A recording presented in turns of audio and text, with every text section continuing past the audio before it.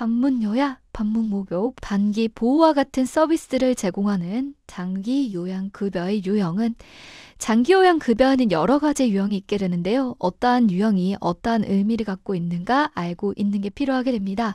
살펴보도록 할게요. 방문해서 요양을 제공하게 될 겁니다. 요양이다 라고 하게 된다면 돌봄을 제공하는 거죠. 신체 회복을 도울 수 있는 서비스를 제공할 수도 있을 거예요. 이렇게 방문해서 제공을 하게 될 거고요. 방문 목욕도 마찬가지입니다. 방문해서 목욕을 도와드리게 될 거고 단기간 동안의 시설에 가서도 서비스를 제공받을 수가 있는데요. 이와 같은 것들이 해당되는 급여의 유형은 무엇이 있을까요? 그렇죠. 정답은요. 재가급여입니다. 재가급여다라고 하는 건요. 집에 계시는 어르신들에게 제공하게 되는 서비스다라고 생각하시면 되는 거고요. 집에 계시다 보니까 당연히 방문을 하게 되는 것들은 모두 다 재가급여에 해당이 될 거고요. 단기 보호 헷갈리지 않도록 합니다. 단기간 시설에 가는 거니까 시설급여가 아닐까? 라고 생각하실 수가 있는데요. 아니에요. 단기 또한요. 시설에 가서 서비스를 받게 되는 거는 재가급여에 해당이 되는 거고요. 장기간 동안 시설에 가서 서비스를 제공받게 되면 그때는 우리가 시설급여다라고 유형을 나누고 있습니다. 다시 한번 암기해 보도록 할게요. 방문해서 서비스를 제공하는 건 당연히 집에 방문하는 거니까 재가급여가 될 거고요. 단기 보호도 집에 계시다가 잠깐 동안만 시설에 가서 서비스를 받고 돌아오시게 되는 거예요. 그렇기 때문에 이런 것들도 재가급여에 해당이 되더라. 노인장기 요양보험의 재원 조달에 대한 내용으로 옳은 것은 노인장기 요양보험을 시행하기 위해서는 돈이 필요하게 될 텐데요. 어떤 식으로 우리가 부담을 하게 되는가, 본인이 부담하는 건 얼마 정도가 되고 나라에서는 어떻게 하고 있는가 살펴보도록 하겠습니다. 우리 시험에 자주 출제가 되기 때문에 선생님들께서 꼭 암기하는 게 필요할 것 같아요. 별표까지 넣어보도록 할게요. 숫자가 있다 보니까 다소 헷갈릴 수가 있거든요. 그러니까 집중해서 잘 들어주세요. 살펴보도록 합니다. 1번이요. 시설급여를 이용할 때 본인 부담금은 몇 %가 될까요? 그렇죠. 20%. 시설에 입소해서요. 여러 가지 서비스를 받게 될 텐데 이렇게 했을 때는 본인 부담금이 20%가 됩니다. 재가급여를 이용하게 되었을 때 본인 부담금은 몇 %가 될까요? 그렇죠. 15%. 재가급여다라고 한 건 집에 계시는 어르신들에게 제공되어지는 서비스가 될 텐데요. 이런 것들이 이용하게 되었다라고 하게 된다면 본인 부담금은 15%가 됩니다. 복지연구를 이용할 때에도 마찬가지입니다. 본인 부담금은 15%가 될 거예요. 비급여 항목은 본인이 전액을 부담한다? 예, 맞습니다. 정답은 4번이고요. 급여에 해당하지 않습니다. 나라에서 뭔가 보조하지 않아요? 그러한 항목이 있다 라고 했을 땐 본인이 전액을 부담하게 될 겁니다. 5번도 마저 보도록 할게요. 국가는 보험료 예상 수입액의 30%를 국고에서 부담한다? 맞을까요? 아닙니다. 20%예요. 국민들은요, 보험료를 내고 있습니다. 그런 것들을 통해서 예상 수입액을 나라에서는 예측할 수가 있는데 그 수입액에서 약 20% 정도를 추가로 부담해서 서비스를 제공하고 있다라고 생각하시면 되겠습니다. 지금 문제를 보니까요, 20%, 15%, 15%, 20%가 나오고 있죠. 그러니까 선생님들께서는 적어도 집에서 하는 거, 복지연구 이용하는 거 이런 것들을 조금 간단하니까 15%만 부담하면 되는구나. 시설급여는 조금 많은 거니까 뭔가 서비스를 많이 제공받게 되는 거니까 20%가 되겠구나. 국가에서도 20%를 추가로 부담하고 있구나 라고 기억해 두시면 되겠습니다. 다시 한번 암기해 볼게요. 급여 중에서 시설급여는 20%고요. 재가급여 15%, 복지연구, 본인 부담금 15%, 비급여 항목은 전액을 본인이 부담을 하게 되는 거고요. 국가는 보험료의 예상 수입액의 20%를 부담하고 있더라. 노인장기 요양보험 표준 서비스 내용 중 말버, 의사소통 도움, 격려가 해당하는 것은 이 세 가지로 보았을 때 어떤 게 정답이 될까요? 정답은 그렇죠. 3번입니다. 여러 가지 내용들이 나오고 있는데요. 선생님들께서 하나씩 좀 기억하는 게 필요한데 특히나 이 두 가지에 대한 것들을 많이들 헷갈려 하시더라고요. 그래서 이 두 가지에 대한 거는 우리가 다음 강의 때 그리고 제가 추가적인 강의 때 하나씩 더 알려드릴 거고요. 이번 내용에서는 이것만 정확히 기억하고 넘어가도록 할게요. 말번, 의사소통을 도와주고 격려해준다. 요거는 어떤 서비스에 해당이 된다고요? 정보를 지원하는 것, 의사소통하는 것, 어렵지 않게 답을 골라낼 수가 있습니다.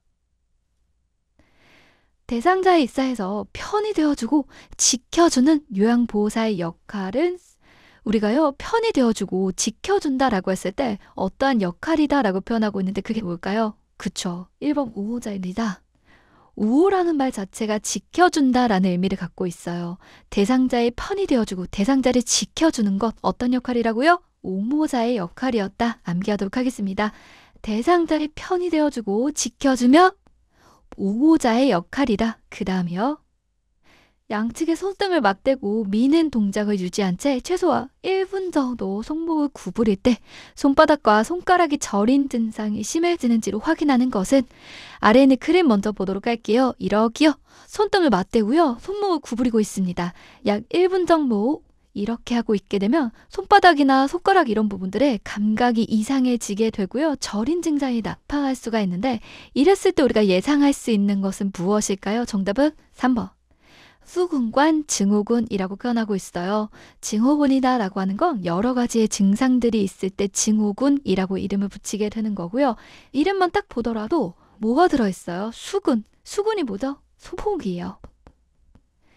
아, 손목에서 뭔가 문제가 있어 여러 가지 증상이 나타나는구나 라는 걸 예측할 수가 있죠. 그래서 요거는 너무나 쉽게 답을 골라낼 수가 있습니다. 문제 다시 한번 보도록 할게요.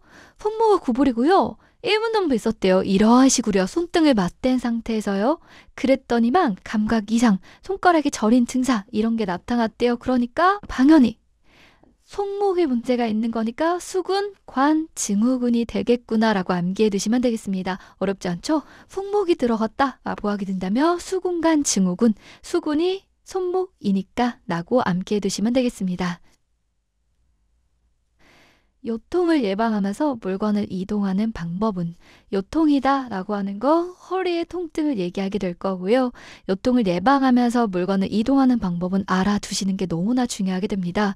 실제로 선생님들께서 업무를 보시게 되면요. 대상자분들과 함께 다니실 수도 있잖아요. 물건을 들어 올리거나 혹은 대상자분들이 이동시킬 일도 있을 수가 있는데 이랬을 때 본인의 허리를 보호할 수 있는 방법이니까 정확하게 알아두도록 할 거고요. 우리 시험에서도 자주 출제가 되고 있으니까 헷갈리지 않도록 합니다. 살펴보도록 할게요. 의지는 최대한 몸 멀리 위치하게 한다? 아닙니다. 뭔가를 들어 올릴 거다 라고 했을 때는요. 항상 가까이에 위치하게 해야 한다. 무게중심을 낮춘다? 예, 맞습니다. 정답은 2번인데요. 무게중심을 최대한 낮추게 되면요. 조금 더 안정감 있게 허리에 자극을 주지 않으면서 들어 올릴 수가 있습니다. 지지막을 좁힌다? 아닙니다.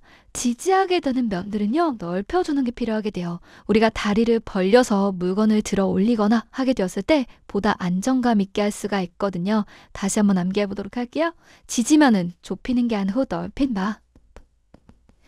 예를 들어 다리를 벌려서 서 있는 상태에서 무릎을 굽혀서 물건을 잡고요. 무릎을 펴면서 물건을 들어 올리는 것 이런 것들을 생각하시면 됩니다. 다리를 오므리는 게 아니라 다리를 벌려주는 것. 허리를 펴서 들어 올린다. 허리를 굽혔다가 폈다가 이런 걸 하게 되면 굉장히 자극이 되겠죠. 어떻게 해야 될까요? 그렇죠.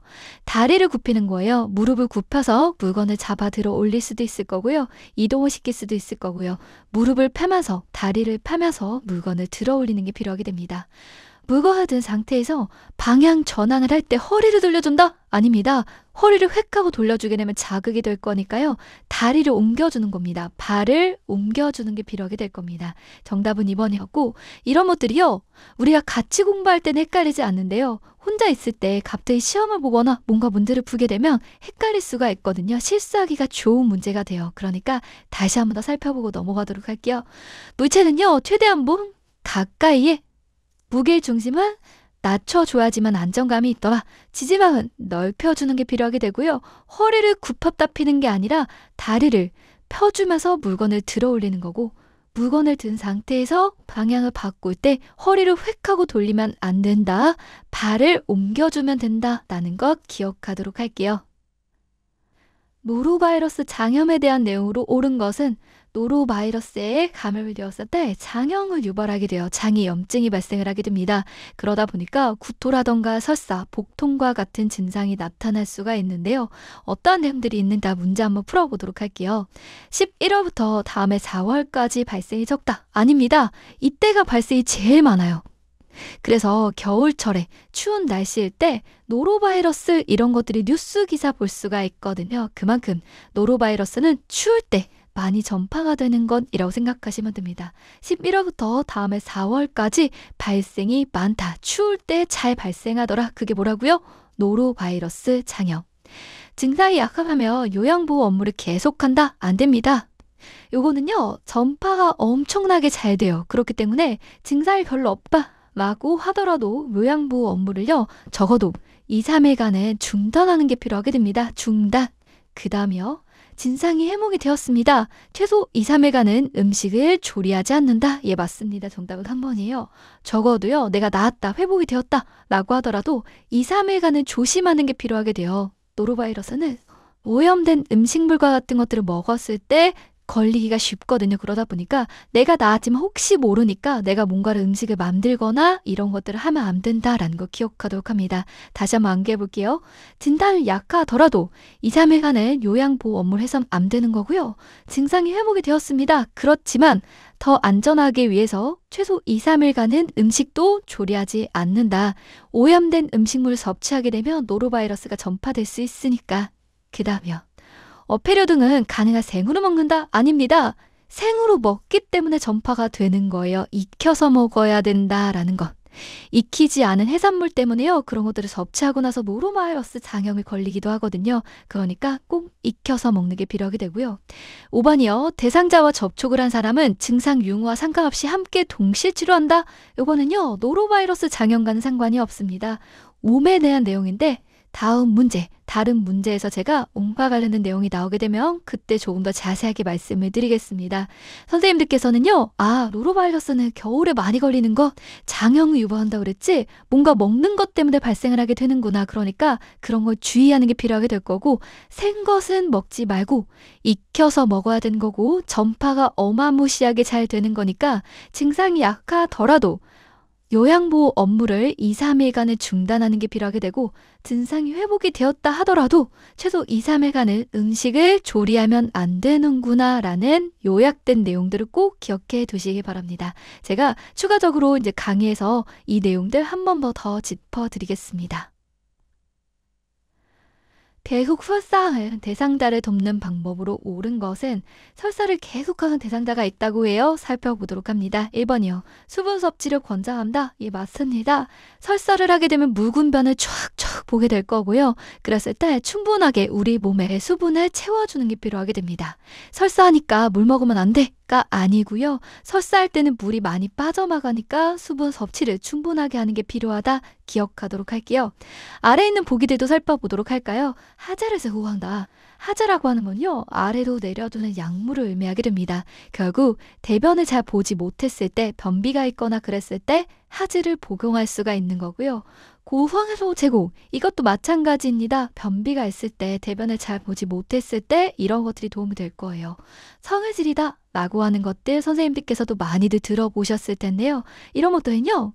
장에 들어가게 되었을 때 장의 운동을 좀 자극해줘요. 장에 활발하게 운동할 수 있도록 해줍니다. 그러다 보니까 배변이 잘 될 수가 있는 건데 성효소가 많은 것 섭취하게 되면요. 그만큼 장에 많은 자극이 될 거죠. 안 그래도 장에 우바하고 있어서 설사하게 되는 건데요. 이런 것들을 먹게 되면 더 악화가 될 수 있겠죠. 성효소 시기는요. 변비가 있을 때 적절하게 되는 거고요. 설사를 하고 있다 라고 하게 된다면 이런 것들을 섭취하게 되었을 때 오히려 더 증상이 악화가 될 수 있으니까 적절하지 않다 라고 생각해 주셔야 됩니다. 그 다음이요. 고지방 음식을 제공한다? 적절하지 않죠. 지방이 많은 것들은요. 오히려 장을 자극할 수가 있습니다. 음식물의 섭취량을 늘린다? 아닙니다. 좀 줄이는 게 필요하게 될 거예요. 설사라고 하는 건요, 장의 움직임이 너무나 많아진 거예요. 오버하고 있는 겁니다. 장이 오버하고 있는 상태이기 때문에요, 장이 좀 쉴 수 있도록 해주는 그러한 것들이 필요하게 돼요. 그래서 음식물의 섭취량도 좀 줄여주는 게 필요하게 될 거고요. 대신 수분은 충분히 섭취하는 게 필요하게 될 거고, 앞서 말씀해드린 것처럼 확률들이 많은 것들, 이런 것들도 장을 자극할 수 있으니까 적절하지가 않게 될 겁니다. 정답은 1번이었어요. 변비가 있는 대상자를 위한 방법으로 옳은 것은, 앞서서는 설사에 대한 것들을 확인해 봤는데요. 변비에 대한 거 지금부터 살펴보도록 할게요. 대변을 제대로 보지 못합니다. 그러면 대변을 볼 수 있도록 도와주는 것들이 필요하게 될 텐데, 장의 운동이 활발하게 될 수 있도록 해주면 돼요. 살펴보도록 합니다. 1번이요. 활동을 제한한다? 아닙니다. 움직여야지 장도 활발하게 움직일 수가 있어요. 장을 자극할 수가 있기 때문에 움직이는 거, 활동이 좀 도움이 될 거고요. 수분 섭취를 제한한다? 아닙니다. 수분 섭취를 하지 않게 되면 대변이 딱딱하게 굳을 수가 있죠. 그러니까 충분하게 수분 섭취하는 게 필요하게 되고요. 우유 섭취를 제한한다? 아닙니다. 우유를 섭취하는 것도요, 장을 자극할 수가 있어요. 장이 운동할 수 있도록 도와주는 역할을 할 수가 있기 때문에 우유를 섭취하도록 하는 게 필요하게 되고요. 식이섬유의 섭취를 권장한다? 예, 맞습니다. 정답은 4번인데요. 식이섬유와 같은 것들, 야채에 많이 들어있게 될 텐데, 이런 것들은요, 장의 운동이 잘 될 수 있도록 자극을 해줍니다. 장의 운동이 활발해질 수 있도록 도와주는 역할을 해서 배변 활동을 도와줄 수 있다라고 생각하시면 되죠. 식사량을 줄인다. 요번에 적절하지 않은 내용이 될 거고요. 그 다음 볼게요. 노화가 있다는 일방적인 후기계의 변화는, 노화가 있다라고 하게 된다면 모든 필요한 기능들이 저하가 된다라고 생각하시면 돼요. 그것만 정확하게 알고 계신다면 어떠한 문제가 나와도 우리는 다 맞출 수가 있습니다. 살펴보도록 할게요. 폐의 순환량이 증가할까요? 필요한 기능이 더 순환하는 거니까 당연히 떨어지게 될 거고요. 호흡 근육이 강화가 될까요? 아니죠. 이것도 필요한 기능이니까 떨어지게 될 거고요. 기침 반사가, 그렇죠, 저하가 됩니다. 기침 반사는요, 우리가 사례를 걸리지 않도록 도와주는 아주 중요한 역할을 하고 있어요. 잘못 넘어가려고 할 때 애취 기침을 하게 되죠. 그러면서 그런 것들이 바깥으로 배출될 수 있도록 해주는 건데, 이러한 기침 반사가 나이가 들에 따라 저하가 된다라고 생각하시면 됩니다. 선무 운동이 진다할까요? 아닙니다. 저하가 되는데요. 선무 운동이다라고 하는군요, 우리가 숨을 쉬는 통로를 기도라고 하거든요. 얼굴이 있고요, 목이 있습니다. 이렇게 숨을 쉬는 기도, 통로가 있는데요. 여기를 통해서 우리는 숨을 쉬게 되는 겁니다. 이 안쪽에는 가느다란 털들이 있어요. 그 털의 이름을 선무라고 표현하게 되는 거고, 선무들이 활발하게 운동을 하면서 여기 있는 가래와 같은 것들도 배출을 시켜주고요. 먼지가 들어오는 것들도 바깥으로 내뱉어줄 수가 있고요. 세균과 같은 것들을 바깥으로 내뱉어줄 수가 있는 겁니다. 근데 나이가 들었다, 노화가 되었다라고 했을 때 이러한 선무들의 운동도 저하가 된다라고 생각하시면 돼요. 기관지 내 분비물은 증가할까요? 감소할까요? 그쵸, 증가하게 됩니다. 필요한 기능은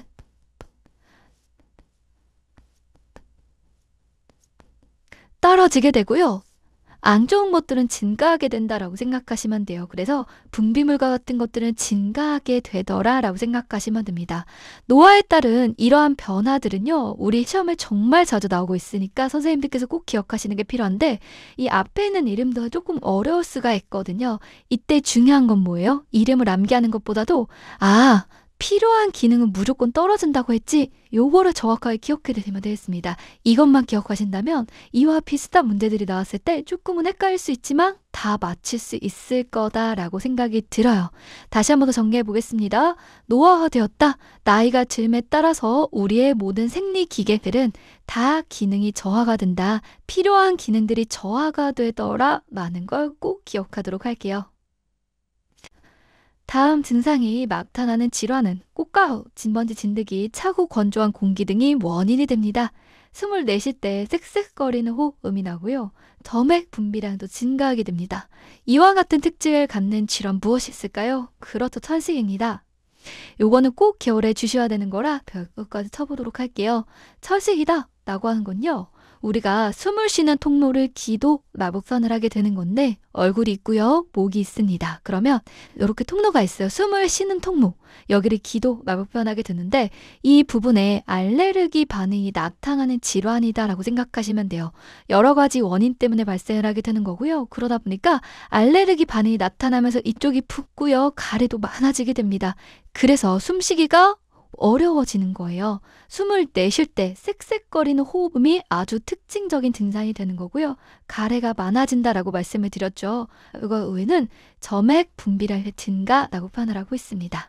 여러 가지 원인이 있을 수가 있습니다. 특히나 진드기 같은 것들, 진먼지, 진드기, 꽃가루, 차고 건조한 공기라던가 갑작스러운 온도나 습도의 차이와 같은 것들도 하나의 원인이 될 수 있고요. 이와 같은 증상을 유발할 수도 있다라고 생각하시면 돼요. 정답은 1번 천식이었고 다시 한번 정리하고 넘어가도록 할게요. 천식은 매우 자주 출제가 되고 있으니까 꼭 기억을 해야 된다라는 거 알아주시고요. 요거는요. 특징적인 증상이 뭐라 그랬죠? 숨을 내쉴 때 쌕쌕거리는 호흡음이 들리더라. 가래도 당근 많아지게 되는 거고요. 여러 가지 원인이 있는데 그런 것들 때문에 기도에서 알레르기 반응이 나는 거다라고 생각해 두시면 되겠습니다.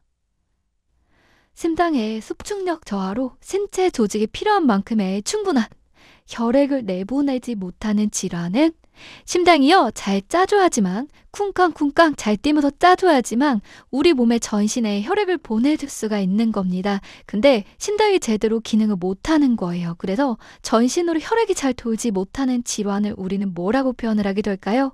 그쵸, 정답은 4번입니다. 심장이요 완전하게 안일부예요. 기능을 하지 못하는 겁니다. 그거 제대로 짜주지 못하는 상태다 라고 생각해 주시면 되는 거고요. 이럴 때 우리는 심부전이라고 이름을 붙이고 있습니다. 다시 한번 암기하고 넘어가도록 할게요. 심부전은 심장이 완전하게 기능을 하지 못하는 상태이다. 어떤 거냐면 소축력이 저하되었다. 짜주는 거를 잘 못해서 신체 조직에 필요한 만큼의 충분한 혈액을 내보내지 못하는 것이라고 암기해 두시면 됩니다. 빈혈의 치료를 위해서 철문제를 복용할 때 함께 복용하면 좋은 것은 빈혈이 있습니다. 우리 몸에 빨간 피가 부족한 것이라고 생각하시면 돼요. 그랬을 때 우리가 빨간 피를 좀 도와줄 수 있는 생성이 잘 될 수 있도록 해주는 철분제를 복용하기도 하는데요. 철분제는요. 이거랑 같이 먹으면 흡수가 더 잘 돼요. 그게 뭘까요? 맞아요. 비타민 C입니다. 꼭 암기하도록 할게요. 빈혈을 치료할 때 철분제를 복용하게 되면 도움이 되는데 철분제 흡수를 도와주는 게 뭐라고요? 비타민 C. 그래서요. 비타민 C랑 같이 먹기도 하고요. 오렌지 주스 같은 거 비타민 C가 많죠. 이런 것들도 같이 먹게 되었을 때 흡수를 도와줄 수 있다라고 생각하시면 됩니다. 다시 한번 암기해 볼게요. 철분제를 복용할 때 비타민 C랑 같이 먹으면 훨씬 더 좋더라. 오렌지 주스와 같은 것들은 비타민 C가 많은 거니까 이것도 해당이 될 수가 있겠구나. 다음 내용과 관련된 질환은 연골이 닳아서 없어진 아침에 일어나니까 관절이 뻣뻣해져 있는 경직 현상이 일어납니다. 경직이라고 하는 건 굳어져 있는 상태라고 생각하시면 되고요. 관절의 변형도 있을 수가 있대요. 어떤 걸까요? 그렇죠. 정답은 4번. 퇴행성 관절염이라고 생각하시면 돼요. 문제를 보니까 관절에 대한 내용이 나오니까 아, 관절에 뭔가 문제가 생겼구나 라는 걸 생각할 수가 있죠. 관절은 보게 되면요. 뼈와 뼈 사이에 있는 부분을 관절이라고 표현하게 되는 건데 뼈는요. 뼈끼리 붙어있게 되면 움직일 수가 없죠. 제대로 움직이기 위해서는 이렇게 뼈를 보호할 수 있는 연골이 있게 됩니다. 이 부분이 연골이 되는 거예요.